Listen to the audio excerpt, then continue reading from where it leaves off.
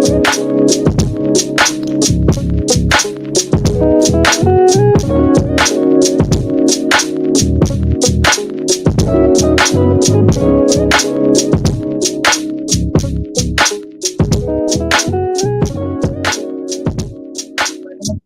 up, everyone? Hi. Welcome to Clean Greens Living, broadcasted here live on Rainier Avenue Radio. I am your host, Queen Bri, and Christina, my co-host, is in the house. Hey, Christina, how's it going? Good. How are you? Good, thanks.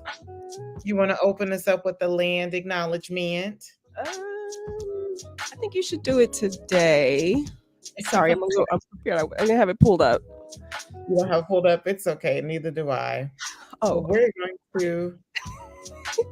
we're going to open it up. Okay. In just a second. So in the meantime, let's catch up. I heard you in there doing your thing. Oh, you did? You can hear that? I can hear that for the first time. I heard you guys in the background. I felt like I was part of the team. It took me way more tries this time, but I'm getting there. Okay, here we go. We acknowledge that we are on the traditional land of the first people of Seattle, the Coast Salish, past and present, and honor with gratitude the land itself and the Duwamish, Suquamish, Nisqually, Snoqualmie, and Muckleshoot tribes. We also acknowledge what has happened on this land to impact the lives of the Black community in Seattle due to redlining. The systemic and oppressive mechanism of anti-Black racism enacted by the white leaders, politicians, business people, and others rob Black families of the opportunity to build and pass down generational wealth.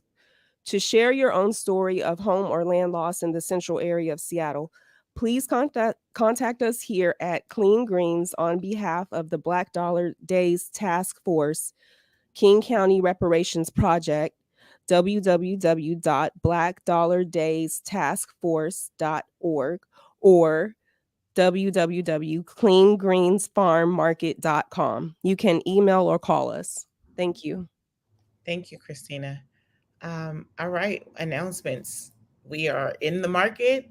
The market is open. We have fresh organic. If I can even talk, I couldn't decide. My brain couldn't decide if it wanted to say produce or vegetables. We have fresh organic vegetables available every Saturday from 11 a.m. to 2 p.m. If you are looking to join our CSA family, you can contact us on cleangreensfarmandmarket.com and get your share. Or if you are a family who can't afford fresh organic produce in your everyday life, we also have that available. And you can just come to the market and you can sign up. The only requirement is that you just let us know. We just need your name and number, and that's it. You just leave us your contact information and you get free fresh organic produce every week until the end of season. Mm-hmm. This weekend, the United Way King County Community Barbecue this Saturday, 11 a.m. at Othello International Festival. I killed that daggone announcement. I'm horrible at this. This Saturday at the Othello International Park, there will be a barbecue hosted with Doug Baldwin and King. What is going on with me today? Go ahead, Christina. This is your commercial. You do this. Okay, because I just heard about this. No. Right. The barbecue is at Renton Municipal Park from 11 to 3 p.m. All ages welcome, activities for all ages. Vegetarian and halal plate. One plate is included with your ticket, and they have vegetarian and halal options. All right, thank you. You know what? This is on topic. What is going on in my mind is on topic for what we said we're going to talk about today. We said we were going to continue this talk from elimination, the ruthless elimination of hurry, and my mind is compacted with so much stuff weekly. Mm-hmm. And we gotta get grounded into this. But let's start with bees, because we've been trying to tell y'all for the past 3 weeks that we got bees and how excited we are, and we always run out of time. Yeah. So let's start. You said what? Start with the bees. Yeah, let's start with bees. Let's show them how brave we were. Let's show. I didn't send Daniel that picture. Did you send him that picture? I didn't send him the video. So we have bees. We've had bees for a month now. We are doing good. We made one common mistake, which a lot of beekeepers make, which is leaving too much space Oh, for our bees to create their own comb, their own wild comb, is what they say. So we'll post those videos up on our Instagram later because the one where we were brave enough, we watched all these videos of all these beekeepers who typically don't have suits or they don't have gloves on. And we always have gloves on, we always have suits, except for this past week, we were except for brave this enough one time. one time. We don't know if we're going to be brave enough to do this again. This one time, we were brave enough to go up and put the feed inside the bees without the bee suits, and we survived and didn't get stung. And we have Be- proof. We have proof. Daniel, you're really good at this. I don't know how hard it's going to be for you to look on my personal Instagram. I don't even know if you know my personal Instagram, but if you just happen to, the videos on there. I was a little scared at first and almost ran off, but I went back and finished the job because And I it's feel like all the on bees camera. You were, are. were swarming around me. I feel like they were following me. Like I They weren't. know I say I'm Oh, they weren't. queen. They okay, see?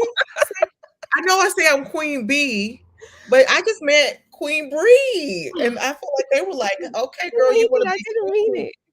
queen. um You can so have your title back. you have a queen bee inside the case.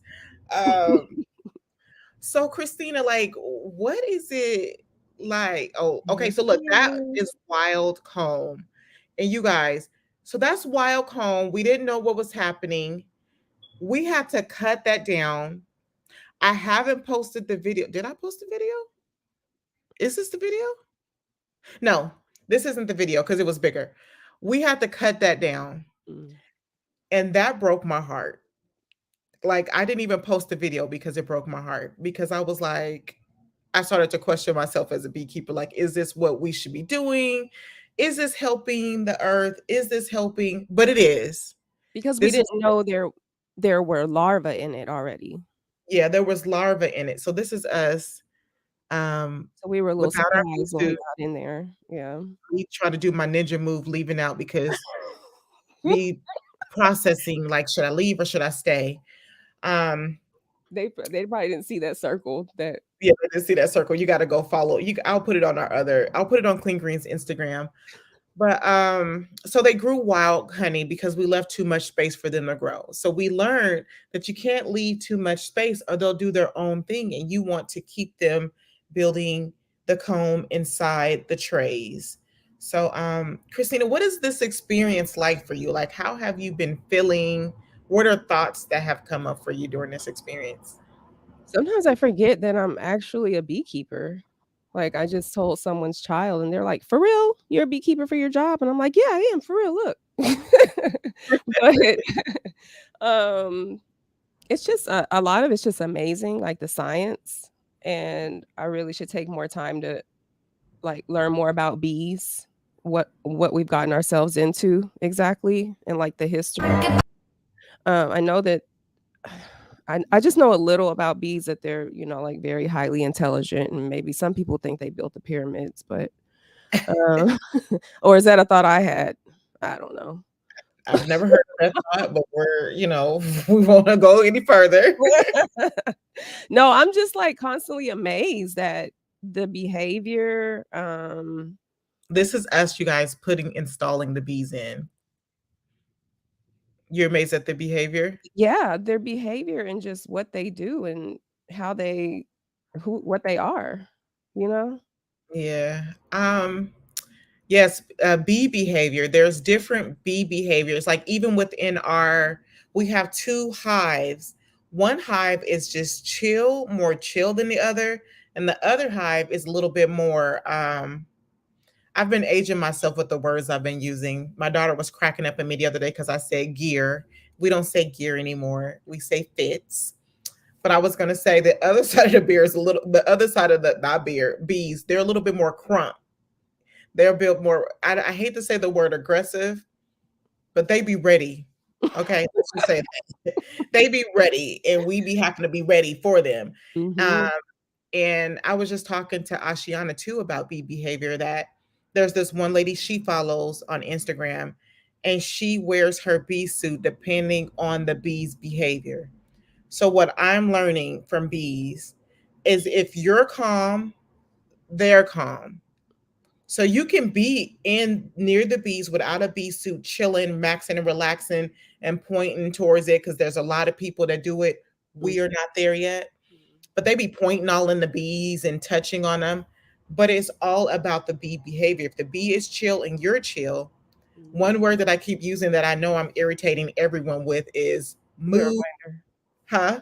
It's a good reminder though. Move like Tai Chi. You have to move real slow. And if you're moving real slow, you're not going to get stung. They're not going to attack you. They're not going to harm you. The only time that they will run to attack or harm is when you are being aggressive towards them because they are protecting their hive, they are protecting their space, and now they're scared. So I've Mhm. learned to move like Tai Chi. I'm excited. Like, first of all, getting bees. One of the things I'm happy about what we did when we started to talk about getting bees is we took a course Mhm. because it's one thing about you just going out and becoming a beekeeper. It's an art, it's work, it's a thought process to it. You can't just get bees and not take it seriously because the bees are pollinators. They are needed in this community. They are needed for our farms. They're needed for our garden. They're needed for our earth. So it's not just about taking care of bees and getting honey. It's about how can you sustainably do this, take care of them and make sure that they are okay, right? So that's what I'm learning. They are like my new babies now. Like I be worried about them. I be praying over them. When somebody else other than me go feed them, I be wanting a little check in. Like, what did they look like? How were they doing? I feel like it's teaching us patience, which is what I'm like. I feel like I have patience for certain things, but things that are important, like just taking one thing at a time, right? So they're teaching me patience, learning more about who's a pollinator in this world because I never knew mosquitoes were pollinators. I just thought they were this annoying bug that sucked my blood and made me itch, but they're pollinators as well. So it's just like learning all these different components of who bees are. Now I don't run from them. I used to run. Okay. If a bee was swarming me, it was over. I was about to fall. I fell one time running from a bee.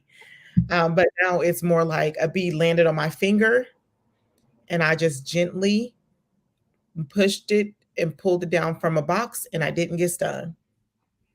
So it's like I'm becoming one with the Wait, with a bee. glove on or no glove on?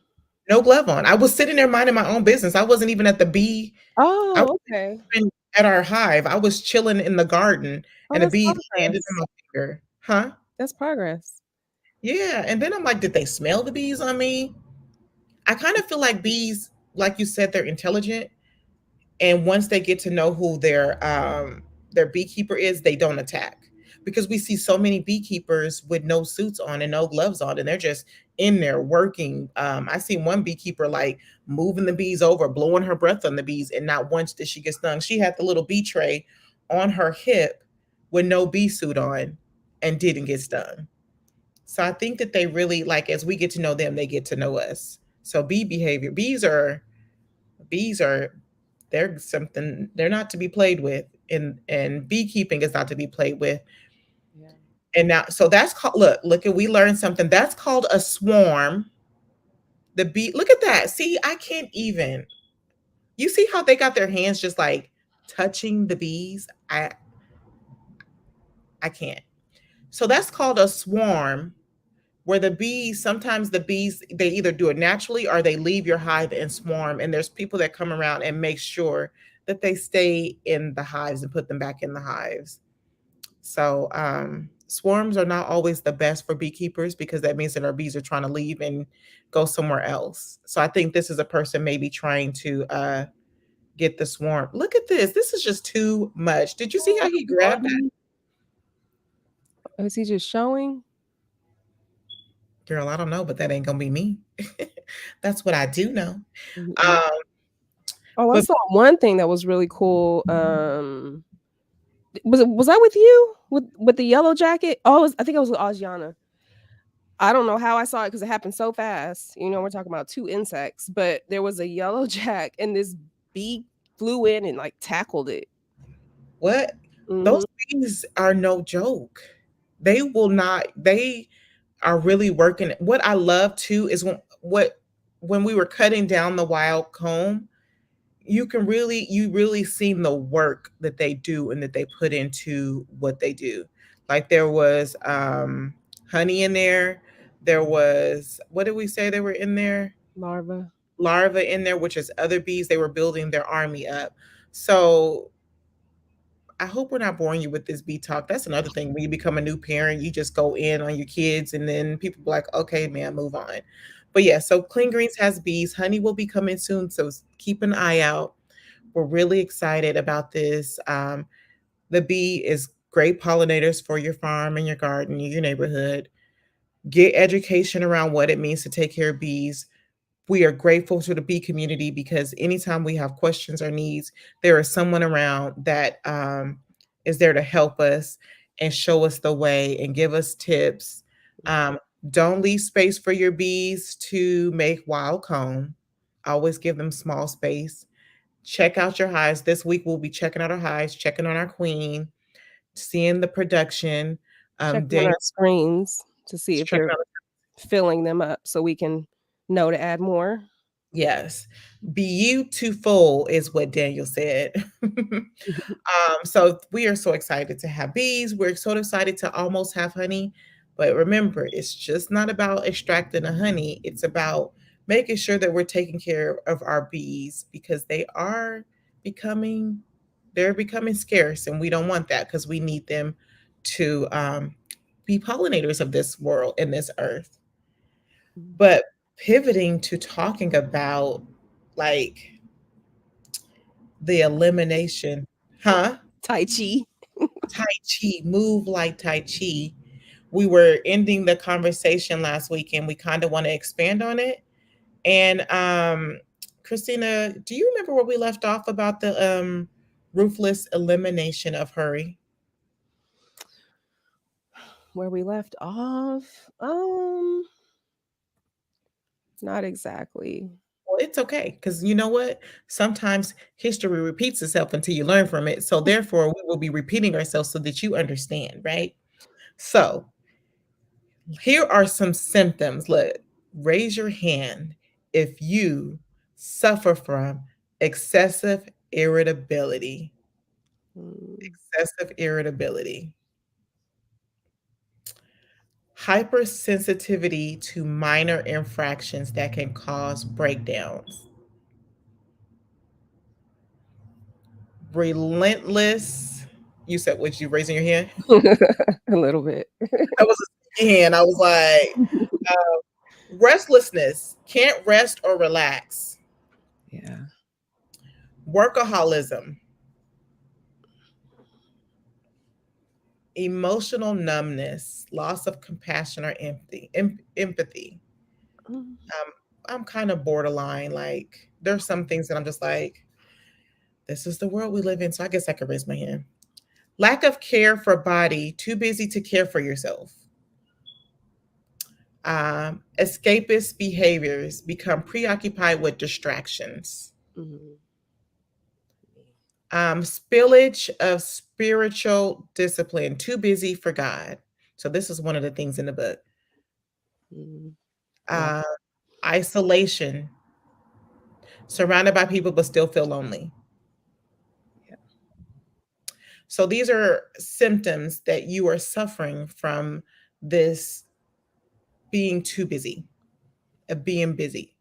And this is the book talks about this. Now, I was introduced to the book by listening to this sermon called Self Sabotage by Pastor Darius Daniels. Oh, I like him.